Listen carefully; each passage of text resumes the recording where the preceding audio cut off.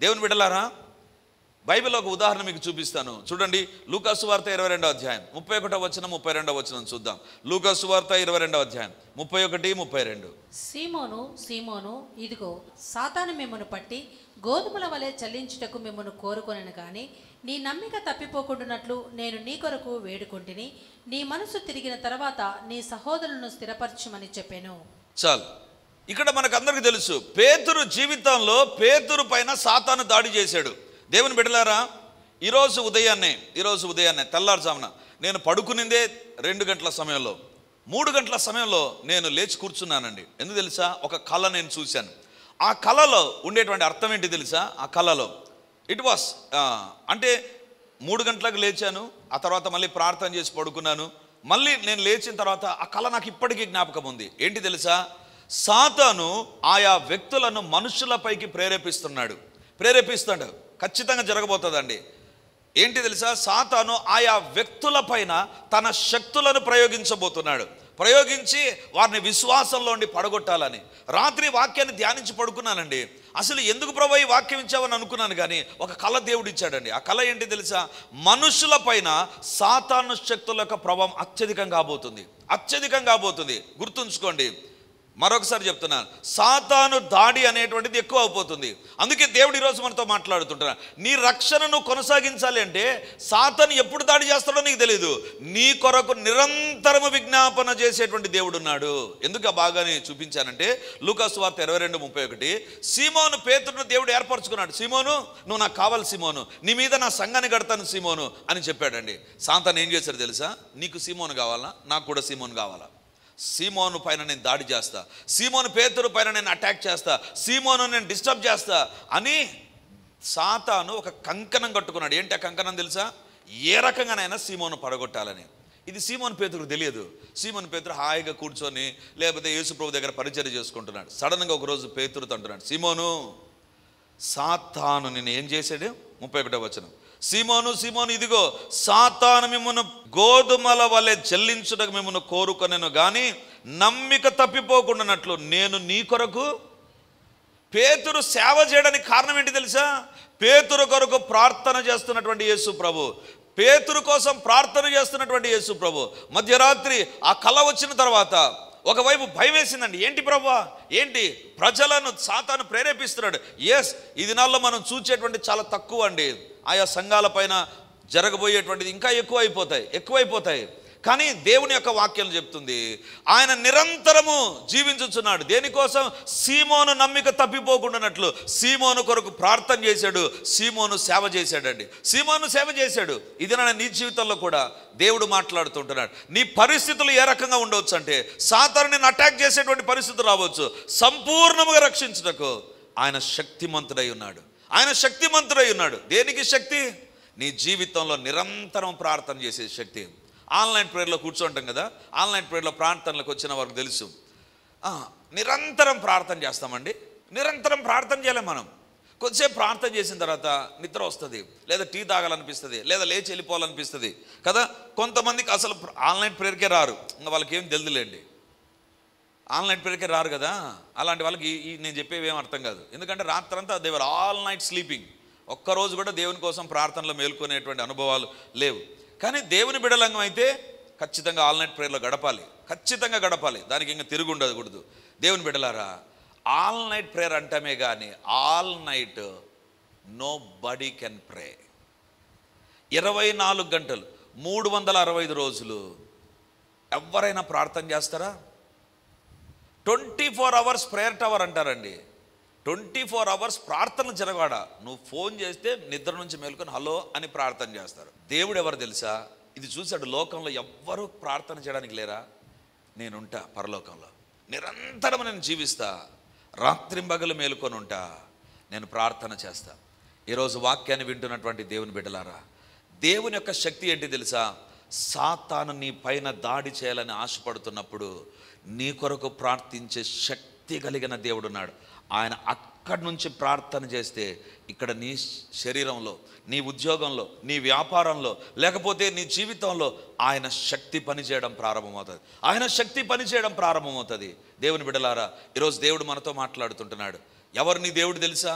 ఎలాంటి శక్తి కలిగిన దేవుడు? పర్వతాలను స్థిరపరిచిన దేవుడే కాదు, నీ పైన సాతాను దాడి జరుగుతూ ఉండగా దాన్ని చూచి నిరంతరము నీ కోసం ప్రార్థన చేయడానికి సిద్ధంగా ఉంటున్నాడు. కొన్ని సందర్భాల్లో మనకు అనిపిస్తుంది, అరే ఎలా జరిగింది ఇది జరగడానికి వీల్లేదు కదా. ఎందుకు జరుగుతుంది తెలుసా? ఎవరు ఉండరు నీ కోసం సహాయం చేయడానికి. ఇదిగో ఈ మాట చెప్తుంది, దేవుని ఎదుట నిరంతరం ప్రార్థన చేస్తున్నాడు ప్రభు, ప్రార్థన చేస్తున్నాడు. ఆ తల్లి ఆ రోజు ఆ మాట చెప్పినప్పుడు భలే సంతోషం వేసింది. ఇదే కదా ప్రభు కూడా చేసేది.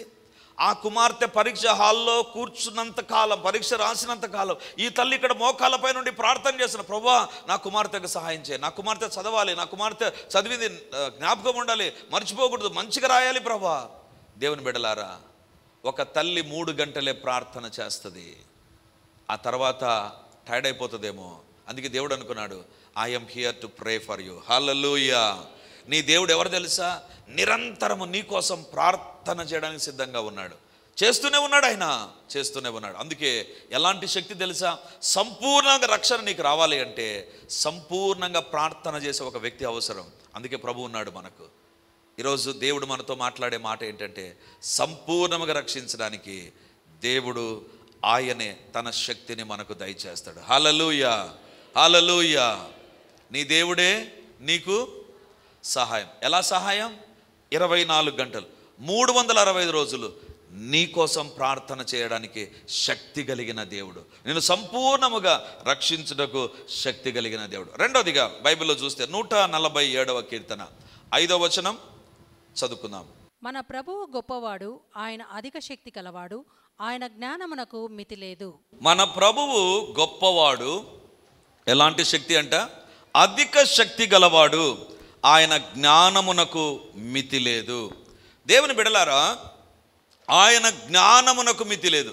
ఆయన అధిక శక్తి కలిగిన దేవుడు అంట. ఎలాంటి శక్తి అంట? అధిక శక్తి. దేవుని యొక్క శక్తి అధిక శక్తి. మొన్న ఒక ఇంట్లో ప్రార్థనకు వెళ్ళినప్పుడు, ఇక్కడ కాదులేండి వేరే ఊర్లో, ఆ ఇంట్లో ప్రార్థనకి వెళ్ళాను. ప్రార్థనకి వెళ్ళి ఆ ఫోటో చూసి, ఎవరండి ఈ ఫోటో అన్నాను. నేనే బ్రదర్ అన్నాడు. అవునా మీరా అన్నాను. అంటే ఎందుకంటే ఆడ చూసినటువంటి వ్యక్తి ఇప్పుడు నా ఎదుట ఉండేటువంటి వేరుగా ఉన్నారు. ఎందుకంటే అప్పుడు యంగ్స్టర్ సూపర్గా ఉన్నాడు, ఇక్కడ చూస్తే కొంచెం తేడా అనేటువంటిది ఉంది. ఎందుకంటే దినాలు పెరుగుతున్నప్పుడు శక్తి అనేటువంటిది మెల్లిమెల్లిగా తగ్గిపోతుంది. అందం తగ్గిపోతుంది, చూపు తగ్గిపోతుంది, నడక తగ్గిపోతుంది, అన్నీ తగ్గిపోతాయి. ఒకటి మాత్రం ఎక్కువ ఉంటుంది, ఏంటి? పాపం మాత్రం ఎక్కువ ఉంటుంది. వయసుతో పాటు పాపం కూడా పెరుగుతూ ఉంటుంది కదా, మిగతావన్నీ తగ్గిపోతూ ఉంటాయి. ఇక్కడ బైబిల్లో వ్రాయబడింది, దేవుడు ఎప్పటి నుంచి ఉన్నాడండి? ఎప్పటి నుంచో ఉన్నాడు, యుగముల పర్యంతం. ఇంగ్లీష్లో బ్యూటిఫుల్ వర్డ్ టైం ఇమ్మెమోరియల్ అంటారు. అంటే టైం అనేటువంటి దానికంటే ముందు నుంచి దేవుడు ఉన్నాడు. మరి ఆయనలో కూడా ఏజ్ ఫ్యాక్టర్ ఉంటుంది కదా, మెల్లిమెల్లిగా తగ్గిపోవాలి కదా. తగ్గడంట. బైబిల్లో వ్రాయబడింది, ఆయన అధిక శక్తి కలిగిన వాడు. దేవునిలో ఉండేటువంటి శక్తి తగ్గిపోయేటువంటి శక్తి కాదు. నీలో నాలో చూపు తగ్గిపోతుంది, కలర్ తగ్గిపోతుంది, అంటే వెంట్రుకల కలర్ తగ్గిపోతుంది కదా, అన్నీ తగ్గిపోతుంటాయి, మెల్లిమెల్లిగా తక్కువ స్థాయిలోకి వస్తూ ఉంటాం. కానీ దేవుడు ఎవరంట? అధిక శక్తి కలిగిన వాడు. నాకు అనిపించే దేంట్లో అధిక శక్తి? అన్నిట్లో అధిక శక్తి. కానీ ఒక్క ఉదాహరణ ఇక్కడ ఇచ్చాడు మనకు అర్థం కావడానికి. ఏమంట? ఆయన జ్ఞానమునకు మితి లేదు. ఆయన జ్ఞానము అధికమైన జ్ఞానం అంట. దేవుని బిడలారా, దేవుని యొక్క శక్తి ఎక్కడ కనపడుతుంది అంటే ఆయన జ్ఞానంలో కనపడుతుంది. ఆయన అధిక శక్తి కలిగిన వాడు. ఎలాంటి శక్తి తెలుసా? ఆయన జ్ఞానం వర్ణించడానికి వీల్లేదు. ఆయన జ్ఞానానికి బైబిల్లో వ్రాయబడింది మితి లేదు. మితి అంటే ఒక ఏమనాలి, ఒక అడ్డంకు లేదు. అంటే ఏదైనా ఇంటికి వెళ్ళామనుకో, ఎంఏ బీఈడి అని ఉంటుంది. ఎంఏ బీఈడి అంటే అర్థం ఏంటంటే ఎంఏ బీఎడ్ చదివేసి ఆ తర్వాత ఆపేశాడు, అక్కడికి మితి ఉంది, ఆగిపోయాడు అక్కడ. ఇంకా కొంతమంది చూసాము ఎంఏ బీఎడ్ పిహెచ్డి కూడా ఉంటుంది, అంటే పిహెచ్డి తర్వాత ఆగిపోయారు. ఇంకా కొంతమంది ఎంఏ బీఈడి ఎల్ఎల్బి చేసింటారు, అక్కడికి ఆగిపోయారు. ఇప్పుడు దేవుని అడుగుదాం, ప్రభువా నీ డిగ్రీలు ఎన్ని? నీవేమన్నా 5 డిగ్రీలా 6 డిగ్రీలా? బైబిలే చెప్తా ఆయన జ్ఞానానికి మితి లేదంట. ఆయన జ్ఞానానికి హద్దే లేదు. సైన్సా? దేవునికి కంప్లీట్గా తెలుసు. సోషలా? కంప్లీట్గా తెలుసు. మ్యాథమెటిక్సా? కంప్లీట్గా తెలుసు. వాక్యాన్ని వింటున్నటువంటి యవనస్తులారా, పరీక్షలు సిద్ధపడుతూ ఉంటే ఈ దేవుని అడగండి, దేవా మితి లేని జ్ఞానం నీకుంది, I'm weak in this subject, దేవా నాకు సహాయం చేయి. God will give you the knowledge. దేవుడు తన జ్ఞానాన్ని దయచేస్తాడు. అధిక శక్తి కలిగిన వాడు. దేంట్లో? ఆయన జ్ఞానానికి మితి లేదు. మరి ఆయన జ్ఞానాన్ని ఎట్లా చెప్పారు? కీర్తనాకారుడా, నువ్వు ఎట్లా చెప్పావు? నువ్వు 4వ వచనం చూడండి. నక్షత్రముల సంఖ్యను ఆయన నియమించి ఉన్నాడు, వాటికన్నిటికీ పేర్లు పెట్టుచున్నాడు. నక్షత్రముల సంఖ్యను ఆయన నియమించి ఉన్నాడు, వాటికన్నిటికీ పేర్లు. ఏందండి బైబిల్ ఇటు రాశారు? ఇటు రాయొచ్చా? అసలు తెలుగులో రాశారా? కరెక్ట్గా రాశారా? ట్రాన్స్లేషన్ ఏంటి ఇంత దరిద్రంగా చేశారు అని అనిపిస్తుంది. ఏంటి తెలుసా? నక్షత్రముల సంఖ్య ఆయన నియమించి ఉన్నాడు. ఎంత నక్షత్రాలు ఉండాలి? ఎన్ని నక్షత్రాలు అనుకుందాం? ఒక 4 కోట్ల నక్షత్రాలు ఉండాలి. నియమించాడు. అయిపోయింది, 4 కోట్లు అయిపోయింది. వాటికన్నిటికీ పేర్లు పెట్టు సున్నాడు కాదు ఉండాల్సినాడు. ఏముండాలి? 4 కోట్లు అని చెప్పినప్పుడు పెట్టి ఉన్నాడు. ట్రాన్స్లేషన్ ఏముండాలంటే పెట్టి ఉన్నాడు. నక్షత్రముల సంఖ్య నియమించినాడు. He has decided the numbers of the stars. ఆ స్టార్లు ఎన్ని ఉండాల్సింది అనేటువంటిది నంబర్ డిసైడ్ అయిపోయిందంట. వాటికి పేర్లు పెట్టి ఉన్నాడు ఉండాలి. కానీ విచిత్రం ఏంటి తెలుసా? పెట్టు అదేంటిది? ఏం తర్జుమా అండి ఇది? ఎవరైనా చూసి అంటారు అసలు తర్జుమానేనది. ఒకటేమో అయిపోయినట్టుగా చూపుతాడు, ఒకటేమో పాస్ట్ టెన్స్గా చూపుతాడు, ఒకటేమో ప్రజెంట్ కంటిన్యూస్ టెన్స్గా చూపుతాడు. ఏంటిది? దేవుని బిడ్డలారా, నక్షత్రాలు ఎన్ని ఉండాల్సింది దేవుడు డిసైడ్ అయిపోయాడంట, ఎన్ని ఉండాల్సింది. కానీ పేర్లు మాత్రం పెట్టుచూ ఉన్నాడంట. సైన్స్ ఏమని చెప్తుంది తెలుసా? సైన్స్ ఏమని చెప్తుందంటే ప్రతిరోజు మన భూమి పైన కనబడే ఆకాశంలో కాదు, విశ్వమంతట్లో గ్యాలక్సీ అంటారు కదా, గ్యాలక్సీలో ప్రతిరోజు 27 కోట్ల నక్షత్రాలు పుడతాయి. ఎన్ని నక్షత్రాలు? డిసెంబర్ 20వ తారీఖు ఒక స్టార్ తెచ్చుకోవడానికి పీక్కుంటాం, ఏ కలర్ కావాలి, ఎంత, వాళ్ళు ఇది పెట్టారు, మేము ఇది పెట్టామని. దేవుడు రోజుకు ఎన్ని నక్షత్రాలు విశ్వంలో కలగజేస్తూ ఉంటాడంటే 27 కోట్ల నక్షత్రాలు అంట. ప్రతిరోజు 27 కోట్లు, 365 రోజులకి ఇంకెన్నో. వాటికన్నిటికీ పేర్లు పెడుతున్నాడంట. ఈరోజు 27 కోట్లు పుట్టాయా? 27 కోట్లకు పేర్లు పెడతాడు. రేపు మళ్ళీ 27 కోట్లు పుట్టాయా? మనం పేర్లు ఏం చేస్తామండి? వాళ్ళ పేరు వీళ్ళ పేరు తీసుకొని అతికించుకొని ఒక పేరు అనుకుంటాం. లేదా ఇప్పుడు ఇంకోటి ఉంది, గూగుల్ అమ్మ ఉంది కదా, గూగుల్లో కొట్టి చూస్తాం ఈ పేరుతో ఏ యాక్షన్. దేవునికి గూగుల్ అవసరంలే, వాళ్ళ పేరు అవసరంలే, వీళ్ళ పేరు అవసరంలే. గూగుల్లో వెతికామనుకో ఎన్ని పేర్లు వస్తాయి? మహా అంటే 1,00,000 పేర్లు వస్తాయి. కానీ నక్షత్రాలు ఎన్ని పుడుతున్నాయి రోజుకు? 27 కోట్ల నక్షత్రాలు రోజు విశ్వంలో పుడుతున్నాయంట. అందుకే కీర్తనకారుడు నక్షత్రముల సంఖ్యను ఆయన నియమించున్నాడు. రోజు ఎన్ని పుట్టాల్సింది చెప్పాడు, వాటికన్నిటికీ పేర్లు పెట్టుచూ ఉన్నాడు. అంటే ఆయన నక్షత్రాలు పుడుతుండగా పేర్లు పెడుతూ ఉన్నాడు. నేను ఎప్పుడు చెప్తుంటాను, నాకు పేరు పెట్టడానికి మా అమ్మ, మా నాయన, మా తాత, మా అవ్వ, మా అంకుల్ వాళ్ళందరూ కూర్చొని ఇంత పొడుగు పేపర్ రెడీ చేశారంట. 2 టావులు రాశారంట. పేర్లు రాసి లాస్ట్కు 3 అక్షరాల పేర్లు ఎత్తిపెట్టారు. సుధీర్ అంతే. ఇంకంతే. నాకు ముందు తోకలేదు, ఏం లేదు. నాకు అనిపించేది ఏంట్రా వీళ్ళ ప్రయోగం. ఒక రోజంతా కూర్చున్నారంటే ఏం పేరు పెట్టాలి, 2 టావులు రాశారంట. మా అమ్మ చెప్తుంది 2 టావులు రాసిన తర్వాత 3 అక్షరాల పేర్లు. అది ఏమన్నా కొత్త పేరా? ఎంతమందికి ఉందో ఆ పేరు మన పరిచయలో కూడా ఉంటుంది. కానీ కొంచెం వాళ్ళని తిట్టేటప్పుడు జాగ్రత్త అమ్మా. నా పేరు ఉండే వాళ్ళని తిట్టేటప్పుడు నా ముందర తిట్టకండి. Okay, right. సో ఇక్కడ దేవుని యొక్క జ్ఞానం ఎలాంటిది తెలుసా? ఆయన అధిక శక్తిమంతుడు. ఆయన జ్ఞానానికి మితి లేదు. ఎందుకు చెప్తున్నాను తెలుసా? రోజు 27,000 కోట్ల నక్షత్రాలు పుడుతూ ఉండగా వాటికి పేర్లు పెట్టుచూ ఉన్నాడంట దేవుడు. అబ్బా, ఎంత గొప్ప దేవుడు అండి, ఎంత శక్తి కలిగిన దేవుడు. ఇప్పుడు ఆ దేవుడు ఏమంటాడు తెలుసా? మీలో ఎవరికైనా జ్ఞానం కొదుగుంటే నన్ను అడగమన్నాడు. మీలో ఎవరికైనా జ్ఞానం కొద్దుగా ఉందా?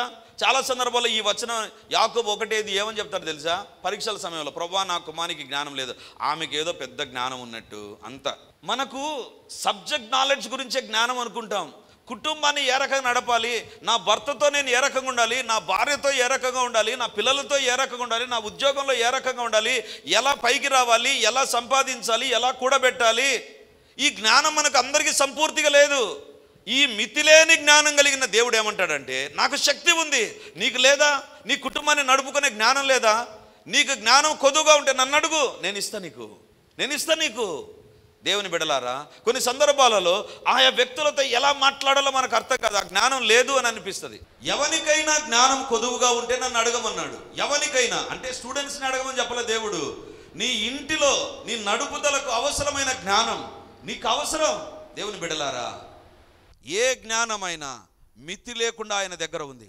మితి లేకుండా ఆయన దగ్గర ఉంది. ఆయనను అడిగితే ఆయన ఇచ్చే జ్ఞానం ఎలాంటిది తెలుసా?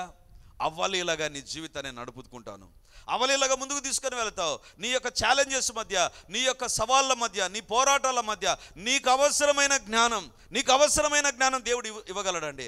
నక్షత్రముల సంఖ్యను ఆయన నియమించున్నాడు, వాటికి అన్నిటికీ పేర్లు పెడుతున్నాడు. అందుకే ఆయన జ్ఞానానికి మితి లేదు. కోట్ల నక్షత్రాలు ఆయన అవలీలగా పేర్లు పెడుతున్నాడు. దేవుని బిడ్డలారా, బైబిల్లో కొన్ని పేర్లే కనపడతాయి. కొన్ని పేర్లే యోబు గ్రంథంలో ఆయన పెట్టిన పేర్లు కొన్ని కనపడతాయి. మిగిలినవి మనం పెట్టుకుంటున్నాం, మిగిలినవి మనుషుడు పెట్టుకుంటాడు పేర్లు కదా. ఎస్పెషల్లీ ఈ పంచాంగం చూసే వాళ్ళ నక్షత్రాలకు పేర్లు పెట్టుకుంటారు. దేవుడు పెట్టిన పేర్లు వేరండి. నీకు నాకు మన తల్లిదండ్రులు పేరు పెడతారు. ప్రభు దగ్గరికి వెళ్ళిన తర్వాత మనకు క్రొత్త పేరును దేవుడు పెడతాడు తెలుసా. పరలోకంలో కొత్త పేరు దేవుడు పెడతాడు. ఇప్పుడు నా పేరు సుధీర్, పరలోకంలోకి వెళ్ళిన తర్వాత దేవుడు నాకు కొత్త పేరు ఇస్తాడంట. ప్రకటన గ్రంథంలో ఆ మాట వ్రాయబడి ఉంటుంది. ఎందుకు తెలుసా? దేవునికి నీకు భూలోకంలో చలామణి అవ్వడానికి ఒక పేరు అవసరం. అందుకే ఆయా సందర్భాలలో ఎవరైనా ఒక వ్యక్తి లోకంలో జన్మించినప్పుడు, యేసు ప్రభు జన్మించిన ముందుగానే ఆయన పేరు తెలపబడింది. దేవుని బిడ్డలారా, God is a God of names. పేర్లు పెట్టాడు. ఆయన జ్ఞానానికి మితి లేదు. ఆయన అందులో శక్తి కలిగిన దేవుడు. నీ జీవితంలో అవసరమైన జ్ఞానాన్ని నీకు దయచేస్తాడు. ఉదాహరణకు బైబిల్ అపోస్తల కార్యములు 7వ అధ్యాయం 10వ వచనం చూడండి. అపోస్తల కార్యములు 7వ అధ్యాయం 10వ వచనం.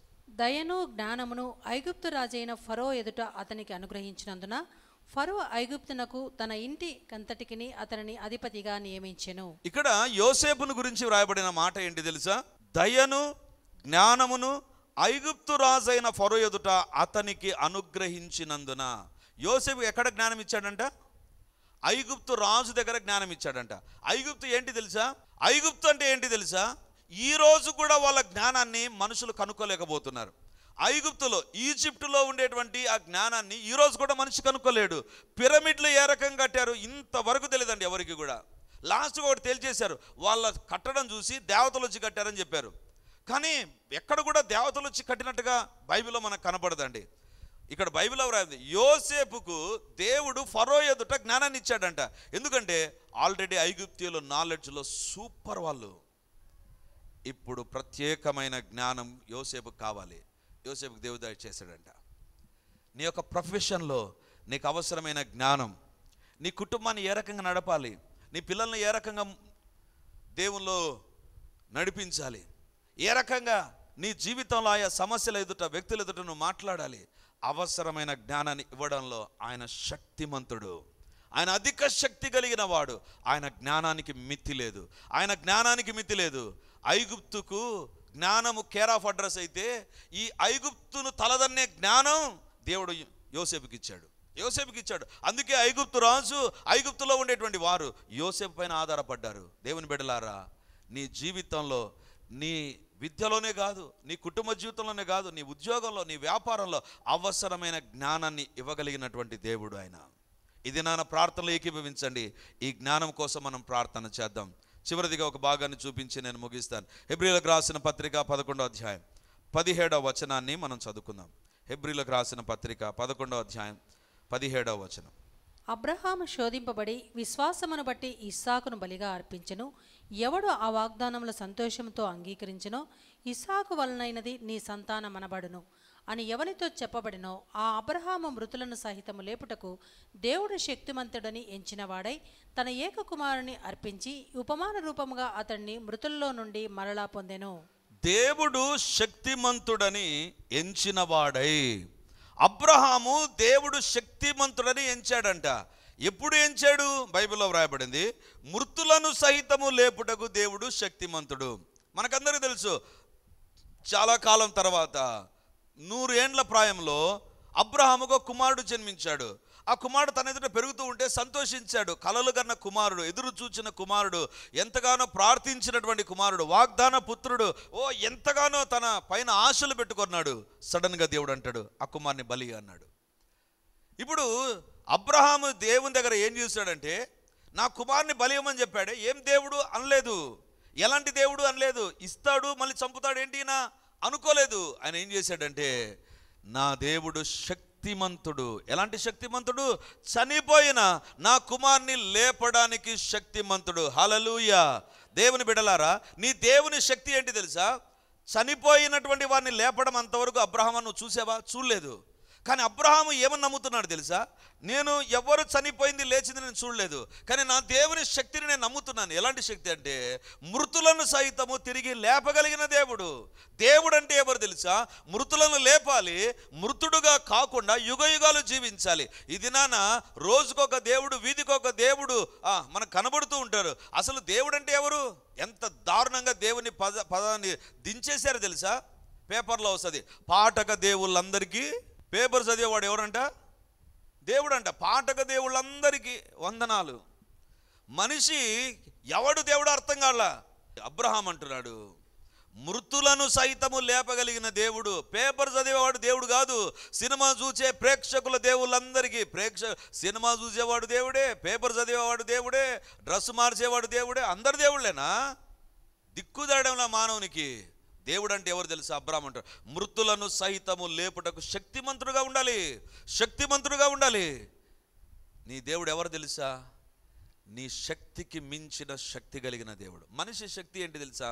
ఒక్కసారి మనిషిలోంచి ప్రాణం పోయిందంటే ఒకటి రాస్తారు, డెత్ సర్టిఫికెట్ రాసిస్తారు, అంతే అంతే, అంతకంటే ఏం చేయడు మనిషి. కానీ దేవుని శక్తి ఏంటి తెలుసా? ఆ మృతులను సజీవులనుగా లేపుటకు శక్తి కలిగిన దేవుడు. అంటే వెరీ సింపుల్గా ఒక మాట చెప్తాను. అబ్రహాముతో దేవుడు ఏమన్నాడు తెలుసా? అబ్రహామా, నీకు ఆకాశ నక్షత్రాలాగా సంతానం ఇస్తానన్నాడు. ఈ సంతానాన్ని దేవుడు అబ్రహాముకు ఇవ్వాలి అంటే ఒక ఇస్సాకు కావాలి. ఇప్పుడు దేవుడు అంటున్నాడు, ఆ ఇస్సాకును బలి అన్నాడు. ఇప్పుడు బలి ఇస్తే వాగ్దానం ఎట్లా నెరవేరుతుంది? నెరవేరదు కదా. వెంటనే అబ్రహాము దేవుడు చెప్పిన వెంటనే ఆలోచించింటాడు. దేవుడు చెప్పిన వాగ్దానం ఒకటి ఉంది, నిన్ను బట్టి నీ ద్వారా నేను భూలోకాన్ని దీవిస్తా, ఆకాశ నక్షత్రాల్లాగా నేను దీవిస్తాను అని చెప్పాడు. ఇప్పుడు ఆ మాటకు వ్యతిరేకంగా కార్యం జరుగుతూ ఉంది. ఐ బిలీవ్, ఒక్కవేళ నా కుమారుడు చనిపోయినా తిరిగి లేపుటకు శక్తిమంతుడు. అంటే very meaning of that words is, ఏది ఏమైనా వాగ్దానం మాత్రం ఖచ్చితంగా నెరవేరుతుంది. హల్లెలూయా. దేవుని శక్తి ఏంటి తెలుసా? మనిషి మాట మీద నిలబడ్డు, కానీ దేవుడు మాట మీదనే నిలబడతాడు. ఎందుకు తెలుసా? దేవుడు మాట అయి ఉన్నాడు. ఆయన వాక్కు, ఆ వాక్యము శరీరధారిగా, అందులో తేడా రావడానికి వీలే లేదండి. అబ్రహాము ఏమన్నాడంటే, నా కుమారుని విషయంలో దేవుడు వాగ్దానం ఇచ్చాడు, అది ఖచ్చితంగా నెరవేరుతుంది. అందుకంటున్నాడు, మృతులను సజీవులుగా లేపుటకు శక్తి కలిగిన దేవుడు. ఇదైనా వాక్యం వింటున్నటువంటి దేవుని బిడ్డలారా, నీతో దేవుడు ఇచ్చిన మాట ఎలాంటిది తెలుసా? నీ పరిస్థితులకు మించింది, నీ యొక్క సమస్యలకు మించింది, నీ యొక్క శత్రువులకు మించింది, నీ యొక్క సవాలుకు మించింది. ఆ మాటను నమ్మగలిగితే ఆ దేవుని యొక్క శక్తిని నేను చూస్తామండి. ఆ దేవుని యొక్క శక్తిని నేను చూస్తాం. ఆ మాట నమ్మలేకపోయామనుకో, ఏందో దేవుడు బలి ఇవ్వమన్నాడు అని శారద దగ్గర కూర్చొని ఏం చేద్దాం చెప్పమ్మా, ఏం చేద్దాం, దేవుడు బలి ఇవ్వమన్నాడే అనలేదు. అబ్రహాం ఒకటి నమ్మాడు, నా దేవుడు శక్తిమంతుడు. My God is a capable God. ఏంటి? He can do any miracle for me. ఆయన మాట ఇచ్చాడా, నెరవేరుస్తాడు. ఇది నా వాక్యం వింటున్నటువంటి దేవుని బిడ్డలారా, నీకు ఇచ్చిన వాగ్దానాలు మర్చిపోకు, కంఠపాఠం చేయి. ఆ వాగ్దానాలు బట్టి దేవుని దగ్గర ప్రార్థన చేయి. Lord, let this promise come into reality. I want to see this happening in my life. నా కుటుంబంలో జరగాలి, నా పిల్లల్లో జరగాలి, నా యొక్క ఉద్యోగంలో, నా యొక్క వ్యాపారంలో జరగాలి అని నువ్వు ప్రార్థన చేయగలిగితే బైబిల్లో వ్రాయబడింది, మీ యందు శక్తిమంతుడై ఉన్నాడు. ఎక్కడున్నాడంటే దేవుడు మీ యందు. వాగ్దానం నెరవేర్చే దేవుడు మీ యందు ఉన్నాడు. అధిక జ్ఞానం కలిగిన దేవుడు మీ యందు ఉన్నాడు. సంపూర్ణంగా రక్షించడానికి శక్తి కలిగిన దేవుడు మీ యందు ఉన్నాడు. Understand your god's power. నీ దేవుని యొక్క శక్తిని అంచనా వేయి. దేవుని యొక్క వాక్యంలో వ్రాయబడినట్టుగా మీ యందు శక్తిమంతుడై ఉన్నాడు. మీ యందు మొదటిగా దేవుని శక్తిని నువ్వు గుర్తించాలి అంటే లుక్ ఎట్ ద మౌంటైన్స్. ఆయన శక్తిని పర్వతాలు తెలియజేస్తాయి. పర్వతాల్లో ఒక శాంపుల్ ఉంచాడు, మిగిలినవి నీ జీవితాల్లో నెరవేరుస్తాడు. సంపూర్ణముగా రక్షించుటకు శక్తి కలిగిన దేవుడు. రెండవదిగా ఆయన జ్ఞానానికి మితి లేదు, ఆయన అధిక శక్తి కలిగిన వాడు. ఆయన నక్షత్రముల సంఖ్యను నియమించి ఉన్నాడు, వాటికి పేర్లు పెడుతున్నాడంటే నీకు కూడా జ్ఞానం ఇవ్వగలడు, నీ జీవితానికి అవసరమైన జ్ఞానాన్ని ఇవ్వగలడు. మూడవదిగా నీ జీవితంలో ఏ అద్భుతమైన చేయడానికి ఆయన శక్తి కలిగిన దేవుడు. మనమందరం ప్రార్థన చేద్దాం. దేవుని ఎదుట స్వరమెత్తి ప్రార్థించు. హల్లెలూయా, హల్లెలూయా, హల్లెలూయా. గొప్ప దేవానికి వందనాలు, శక్తి కలిగిన దేవానికి స్తోత్రాలు, సైన్యములకు అధిపతి అయిన దేవానికి స్తోత్రాలు, మహిమా స్వరూపుడానికి వందనాలు, అద్వితీయ సత్య దేవానికి స్తోత్రాలు. హల్లెలూయా, హల్లెలూయా, హల్లెలూయా, హల్లెలూయా, హల్లెలూయా. దేవా, ఎవరి జీవితంలో రక్షించబడనటువంటి వారుగా ఉన్నారో, ఇంకా లోకంలో పాపములో జీవిస్తున్నారు, అలాంటి వారు నా దేవుని శక్తి ద్వారా రక్షించబడుదురుగాక. నా దేవుని శక్తి అలాంటి వారిని రక్షించునుగాక. వారిలో ఉండేటువంటి ప్రతి పాపపు అలవాటు నా దేవుని శక్తిని బట్టి తొలగిపోవునుగాక. ఎవరైతే అడుగుతున్నారో ప్రభువా నీ యొక్క శక్తి నన్ను రక్షించాలి అని అడుగుతున్నారో, ఇప్పుడే సర్వోన్నతుడైన దేవుని శక్తి ప్రతి ఒక్కరిని రక్షించునుగాక. వారు పడిన గోతి నుండి లేపబడుదురుగాక. వారు ఉన్న పాప బంధకాలు తెగిపోవునుగాక. వారి జీవితాల్లో నూతనమైన బుద్ధి వచ్చునుగాక. పాప బుద్ధులు తొలగిపోవునుగాక. సాతాను సంబంధమైన బుద్ధులన్నీ తొలగిపోయి దేవుని యొక్క నూతనమైన బుద్ధి కలుగునుగాక. యేసయ్య అడుగుతున్నా, ఎవనికి జ్ఞానం కొద్దుగా ఉన్న అడగమన్నావు ప్రభా. విద్యార్థుల కొరకే కాదు నాయన, ఇక్కడ చేరిన మా ఒక్కొక్కరికి, ఈ వాక్యం వింటున్న ప్రతి ఒక్కరికి దైవిక జ్ఞానము కలుగునుగాక. జీవితంలో ముందుకెళ్ళడానికి అవసరమైన జ్ఞానము కలుగునుగాక. చదువులో అవసరమైన జ్ఞానము కలుగునుగాక. ఉద్యోగ వ్యాపారాల్లో అవసరమైన జ్ఞానము కలుగునుగాక. యోసేపుకి ఇచ్చిన జ్ఞానం, సొలొమోనుకి ఇచ్చిన జ్ఞానం, మీరు ఏ రకంగా జ్ఞానమందును వయసునందును వృద్ధి చెందారో మేము కూడా వృద్ధి చెందుదుముగాక. యేసు నామమందు కార్యములు జరుగునుగాక, జరుగునుగాక, జరుగునుగాక. తండ్రి, ఈ దినాన మీరు సెలవిచ్చారు ప్రభా, మాట నెరవేర్చడానికి మీరు శక్తిమంతుడవు నాయనా. చనిపోయిన వారిని తిరిగి లేపేటువంటి శక్తే నీకుంటేనాయనా మా జీవితంలో ఏ అద్భుతమైన ఏ వాగ్దానమైన నెరవేరగలదు ప్రభా. మాకు పరిచర్యకు మా కుటుంబాలకు ఇచ్చిన ప్రతి వాగ్దానం, కుటుంబ సభ్యులకు ఇచ్చిన వాగ్దానం, పిల్లలకు ఇచ్చిన వాగ్దానాలు, పెద్దలకు ఇచ్చిన వాగ్దానం యేసు నామమందు నెరవేర్చబడునుగాక. మీ యందు శక్తిమంతుడై ఉన్నాడు అన్న మాట మా జీవితాల్లో ప్రతిరోజు నెరవేరునుగాక, ప్రతిరోజు నెరవేరునుగాక. మీ కార్యాలు మీరు జరిగించి మహిమను పొందుమని వందనాలు, స్తుతులు, స్తోత్రాలు చెల్లిస్తూ దేవా, ఇది మొదలుకొని నీ శక్తి మా జీవితాల్లో పనిచేయనట్లుగా, ఎవరి శరీరంలో అనారోగ్యం ఉన్నా ఇప్పుడు మీ స్వస్థత శక్తి పని చేయనుగాక.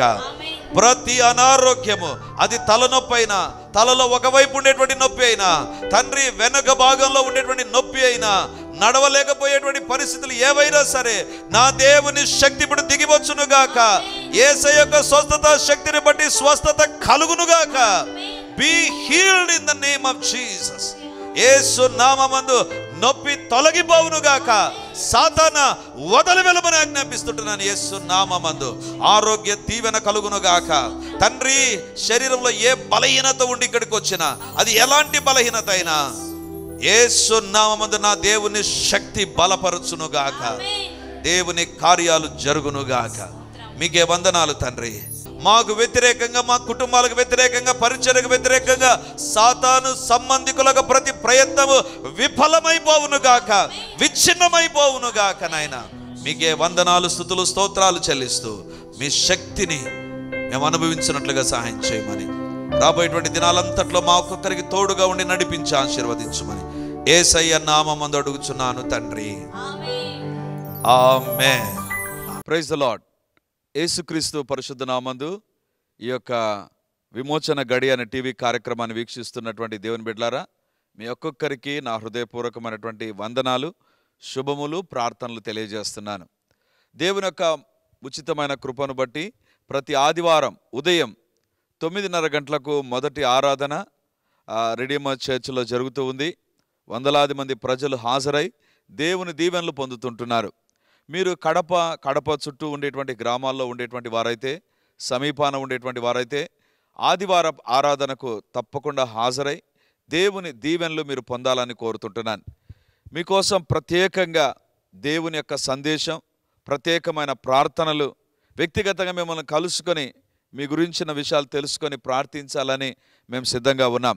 కాబట్టి ఈ యొక్క రెడీమర్ చర్చ్ కడప నడిబొడ్డున ఉండేటువంటి కోటిరెడ్డి సర్కిల్ దగ్గర నారాయణ కాలేజ్ ఎదురుగా ఉండేటువంటి ఇంతకుముందు ఉన్నటువంటి స్టార్ థియేటర్లో ఇప్పుడు జరుగుతూ ఉంది.